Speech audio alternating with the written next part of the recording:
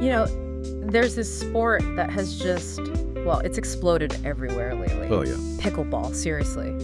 Community centers, parks. People are even, like, repurposing their driveways. Pickleball. Yes, I've definitely seen it around. The growth is pretty amazing. It really is. The numbers are kind of wild.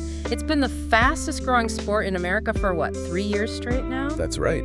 Saw a massive, like 51.8% jump just between 2022 and 2023. Wow. And over 3 years, we're talking 223.5% growth. That's according to the CIFA 2024 report. It's incredible, isn't it? And I think a big part of that appeal is how accessible it feels. Totally. You see all sorts of people playing, different ages, backgrounds, seniors, younger adults, even people in wheelchairs. Right. It sort of blends elements of tennis, ping pong, and badminton. Played on a smaller court, badminton double size, roughly, with a net just a little lower than tennis. It really sells itself as being, fun and seemingly low impact. And see, that's the part that really caught my eye in these sources you shared with us. Because despite that low impact reputation, when you actually dig into the data, well, this booming sport comes with its own, frankly, fair share of injuries. The paradox. Exactly. It presents some unique physical challenges you might not expect, and it requires some specific thinking around prevention and, getting back out there if something happens. That paradox is absolutely key. You might not have the same kind of constant pounding as, say, running a marathon, but the type of movements pickleball demands, it puts a very specific kind of stress on the body. Right. So our mission for this deep dive, then, is to take these sources you've given us, these articles, reports, bits of research, and really unpack the common pickleball injuries. Okay. We want to understand why they're happening, sort of looking at it through a physiotherapist's lens, and maybe most importantly, dig into what the sources say are the crucial strategies for preventing them, treating them, and recovering effectively. Yeah, think of this as your shortcut. In the next few minutes, you'll get a really solid understanding of the physical realities of this incredibly popular sport. So you are better informed, whether you're already hooked on pickleball or maybe just curious about what all the fuss is about. Okay, let's start with that popularity then. Who's actually playing? We mentioned the explosive growth. Right. The average player age is around 35, I think, with the highest participation actually among 25 to 37-year-olds, based on that CIFA report. But it has really struck a chord with older adults, too. It's become this, significant way for seniors to get exercise. And that's a really crucial part of the injury conversation, actually. How so?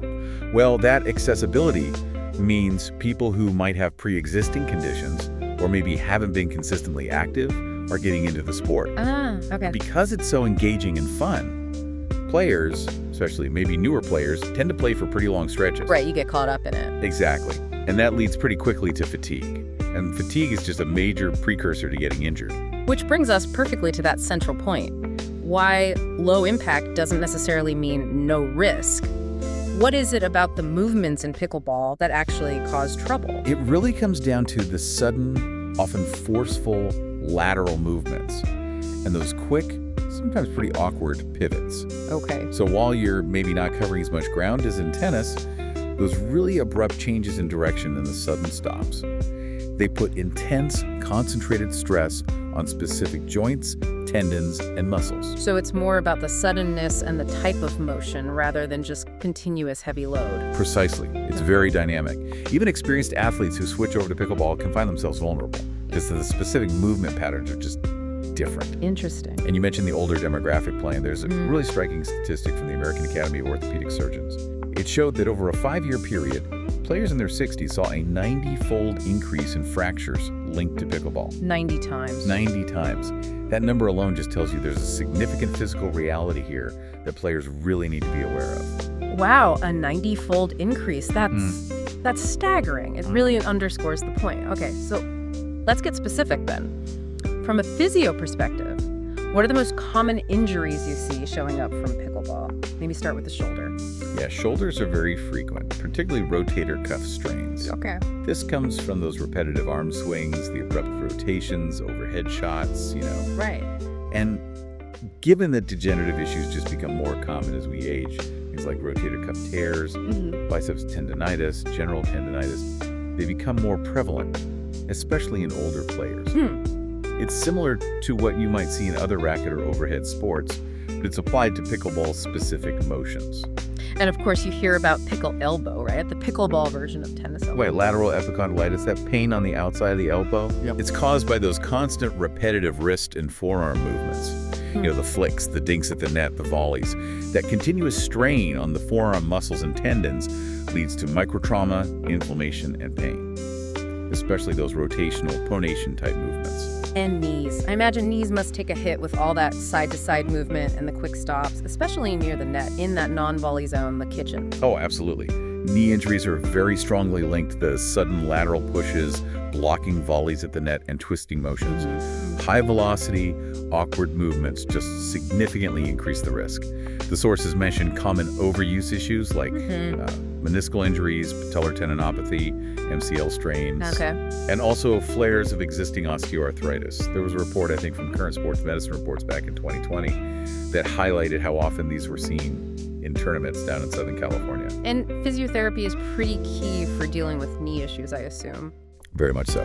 Management often involves building strength, particularly in the quads and hamstrings, manual therapy, specific exercise prescription, and crucial for those quick pickleball steps, proprioceptive training. Proprioceptive training. Can you quickly break that down? What does that mean in this context? Sure. Think of it as training your body's sense of where it is in space and how it's moving. Okay. So for knees and ankles in pickleball, it means improving your balance and coordination so your body can react quickly and hopefully correctly to those sudden shifts and stops, which reduces strain. Things like balancing on one leg or using wobble boards, that kind of stuff helps retrain those signals. Got it. So basically training your body to stay stable when things get unstable fast on the court. What about the Achilles tendon? The sources pointed that out as a significant concern, especially for older players. Yes, this is definitely a growing issue, particularly for players aged, say, 58 and up. The Achilles tendon takes a huge amount of load during activities that involve sudden rapid starts, stops, or pushing off the ankle. Right. In pickleball, that comes from quick bursts to the ball, hitting certain shots, or sudden ankle movements like dorsiflexion or inversion. Players often describe a pretty severe tearing pain. Ouch. There's a specific study mentioned, a 2024 one in the Sage Journal, that found 43 Achilles tendon ruptures directly linked to pickleball between 2013 and 2023. Wow. And there was a clear increase mirroring the sport's rise since about 2016. That's a direct correlation you really can't ignore. No, that study definitely paints a picture. What about wrist sprains? That seems kind of intuitive with all the quick paddle work. It does, yeah. Quick reactions, powerful strokes, constantly adjusting the paddle angle. It all involves rapid wrist movements. Sudden, forceful movements, maybe slight rotations, or just overuse can stretch or even tear the wrist ligaments. You'll see swelling, maybe some numbness or bruising, and definitely reduce mobility. And falls too, right? People falling could lead to wrist injuries. Oh, absolutely. Falls are also pretty common, unfortunately, and they contribute significantly to wrist injuries as players instinctively try to catch themselves. Okay. There was a less common one mentioned too, something about the adductor magnus, the mini hamstring. Yes. That's interesting because it's a stronger thigh muscle, usually involved in powerful hip movements, adducting the thigh, bringing it towards the midline. Right. While complete tears are maybe rare in pickleball compared to some other sports, the adductor muscles, especially the adductor longus, which is often what people mean by a pulled groin, they take a lot of stress from those wide steps, and the abducting force is moving away from the body's midline. Okay. That sudden deceleration, the eccentric load where the muscle is lengthening while it's under tension during quick defensive or lateral moves, that can strain or partially tear these muscles. It's the kind of injury you might associate more with sprinting or soccer, but now we're seeing it pop up in pickleball. Eccentric load. So that's when you're actively trying to slow down a movement or absorb force. Exactly right. Yeah. Like when you're lowering a heavy weight slowly, or in pickleball, when you suddenly have to slam on the brakes laterally. That's a high stress demand on muscles like the adductors, and it also contributes to risks elsewhere in the lower extremity. And that kind of brings us to another major source of injury, which sounds almost deceptively simple. Yeah. Just slips, trips, and falls, especially near that kitchen line. Yes, the kitchen or non-volley zone rule is a big factor here. It requires players to stop their forward momentum before entering it to hit a volley. Right. This demands a very quick, very controlled stop, often right at the line. It requires both, mental processing and the physical capability to handle that abrupt deceleration. That eccentric load we just talked about is significant here. And if your footwear isn't right, or the court surface is maybe uneven or slippery, or you're just not prepared physically or mentally for that sudden stop, you're at a much higher risk of losing your balance and falling. It impacts your balance, puts biomechanical stress on various joints, and can even lead to overcompensation injuries down the line. Okay, so we've covered the what and the why of these common injuries, really linking them back to the specific demands of pickleball. Now, once an injury happens, or even better, to prevent one, the sources really seem to emphasize the role of physiotherapy. What does that look like? How do you manage these issues? And is there a difference between treating, say, a sudden ankle sprain versus that chronic pickle elbow pain?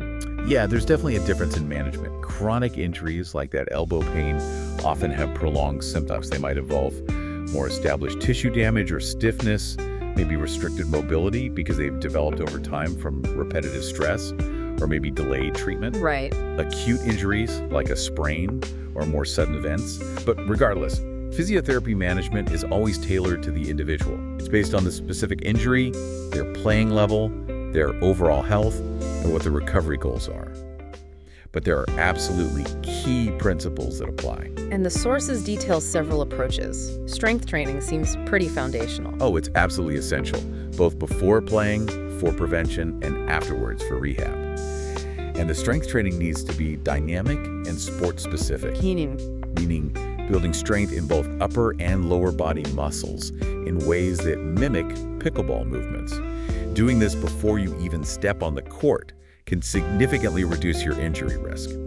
For pickleball, you really want to focus on strengthening wrists for grip strength and stability, ankles for handling those multi-directional movements, and shoulders for all the swings and overheads. Flexibility and balance are also highlighted quite a bit. They really go hand in hand. Yeah. Good flexibility in the key muscle groups, think glutes, hip muscles, quads, calves, helps with range of motion and reduces muscle strain during those lunges and reaches. And balance exercises, whether using things like balance boards or even just simple tandem walking heel to toe, improve your dynamic and reactive balance. This is vital for maintaining stability during those quick stops and direction changes on the court.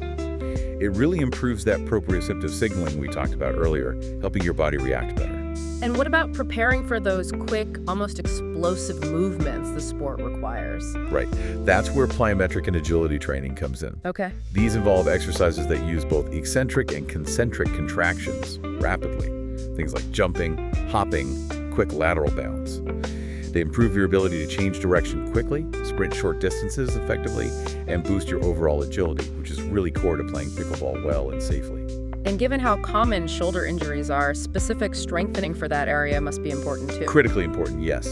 Rotator cuff strengthening and general shoulder stability exercises are vital. Yeah. Dynamic strengthening improves not just strength, but also mobility and stability during all those overhead and swinging motions. The sources even mention specific programs, sometimes designed for other overhead athletes, like baseball pitchers, something called the Throwers 10 program, which can be really beneficial for improving shoulder mechanics in pickleball players too. Interesting. And finally, core stability was mentioned. Your core is, well, it's your powerhouse. Strong core muscles improve your posture, they help stabilize your spine, and they ensure efficient power transfer when you're changing directions or generating force for a shot. Right. Exercises like circuit training that incorporate work for the hip abductors, squatting, lunging, even weight-bearing ankle dorsiflexion, these all contribute to better pelvic and core stability. And that's really foundational for pretty much all the movements you make in pickleball. It really sounds like comprehensive physical preparation is key, which leads us naturally to prevention. What are the practical steps players can take based on these sources to avoid getting hurt in the first place? Yeah, the sources are actually very clear and practical here. First and foremost, always warm up properly. Dedicate a good 10 to 15 minutes before you start playing. Focus on dynamic stretches, range of motion exercises, things like lunges, arm circles. The USA Pickleball Association specifically recommends warm-ups targeting the shoulders and quads. Makes sense. And, just as important, don't forget to cool down afterwards. Just some slower movement, maybe some light stretching, helps your muscles relax and helps regulate blood flow. Proper technique came up earlier regarding injuries, but it's also a prevention strategy, right? Absolutely. Learning and consistently using proper footwork helps you avoid those awkward, abrupt pivots that put so much strain on knees and ankles. Cross-training is also great for building general fitness and sport-specific strength. And maybe the most crucial piece, listen to your body. Don't try to push through pain. Right. Avoid playing to the point of exhaustion. Stay well hydrated and take breaks, especially during long sessions.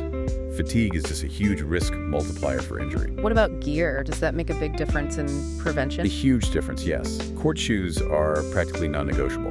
Why court shoes specifically? They have the right kind of tread for multi-directional movement on a court surface, and they provide crucial lateral support for your ankles to help prevent sprains. Running shoes, for example, are designed for forward motion, not side-to-side cuts. Got it. Your paddle grip matters too. Using a neutral grip can help reduce strain on the elbow and wrist tendons. And for players who might have a history of instability, using things like ankle braces, wrist guards, or even taping can provide valuable extra support. And something that really stood out in the sources was the strong emphasis on protective eyewear. Yes, this is becoming increasingly important and frankly should be standard practice. Ocular injuries, eye injuries, are a significant and unfortunately rising concern in pickleball. Really? What kind? Things like retinal tears, corneal abrasions, even traumatic lens subluxation, where the lens inside your eye gets knocked out of place. These are serious conditions showing up in emergency rooms, directly linked to pickleball impacts from balls or paddles. So wearing protective eyewear isn't just like a good idea. It's strongly advised, even mandatory in some tournaments and clubs now. It protects you from stray balls, paddle impacts, even maybe debris, and polarized lenses can also help with visibility and reducing glare on the court. Okay, good to know. Managing your training load, sort of easing into it, that's another piece of the puzzle. Definitely. You don't want to go from playing casually once a week to suddenly playing intense games for hours every single day. Right. Gradually increase your playtime and the intensity of your games. Allow your body time to adapt and build resilience. And for novice players, even the paddle choice can impact injury risk, apparently. A firm grip and a lighter head weight on the paddle can help reduce strain on the elbow and wrist, avoiding that pickle elbow. A heavier head might increase the risk. Interesting detail. Yeah, the overall message from the sources is really clear. Yeah. Many, if not most, of these injuries are preventable with smart practices and preparation. And they used a term prehabilitation. What exactly does that mean?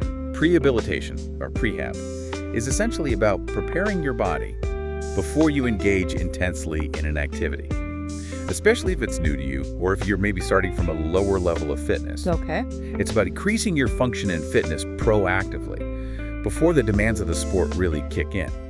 It's particularly recommended for older individuals or anyone who might be deconditioned. Ideally, it should be guided by a physiotherapist who can consider any existing health conditions and tailor the program. So building the foundation before you add the stress. Exactly. It's about building that foundation before the stress of the sport begins to minimize the risk when you do start playing more. Okay, so if we had to just boil it down, sum up the key prevention recommendations from the experts cited in these sources. They really boil down to a few core principles, I think. First, always warm up and cool down. Dedicate those 10-15 minutes consistently. Right. Second, use proper footwear and gear, especially those court shoes, and absolutely consider mandatory protective eyewear. And third, maybe most fundamentally, play smart and listen to your body. Avoid exhaustion, stay hydrated, take breaks when you need them, learn proper technique, and build your strength and agility gradually. Don't ignore pain signals. Okay, let's try and bring this all together then. What we've really learned from digging into these sources is that pickleball is this, well, it's a phenomenon. It's incredibly fun, super popular, and seems low impact on the surface. Right. But that specific blend of quick lateral shifts, sudden stops, and pivots creates distinct injury risks, particularly in common areas like the shoulder, elbow, knees, ankles, and even the wrists. Exactly. The biomechanics of the game itself, combined perhaps with its broad accessibility to demographics who might be less physically prepared for those specific dynamic movements, those are key factors driving these injury patterns. But the really encouraging takeaway, I think, is that with the right preparation and just smart practices, things like building appropriate strength, flexibility, balance, agility, using the proper gear, always warming up, and just being mindful of your body's limits, players of all ages can significantly reduce their risk. Definitely. And if an injury does happen, physiotherapy offers really crucial, targeted strategies for recovery and for getting safely back on the court eventually. It's really about respecting the actual demands the sport places on your body, even if it looks easy. Precisely. It definitely challenges that perception that low impact automatically means you don't need to prepare physically in a specific way. So as you, our listener, think about this deep dive, here's maybe something to mull over. Given the demographic trends we talked about, lots of older adults picking up the sport, and the unexpected physical stresses highlighted in an activity that looks as gentle as pickleball, how does understanding its specific biomechanics maybe change the way we should approach injury prevention and physical preparation for any activity, especially as we get older? That's a good question. It really makes you think differently about how we define safe exercise and what real preparation entails.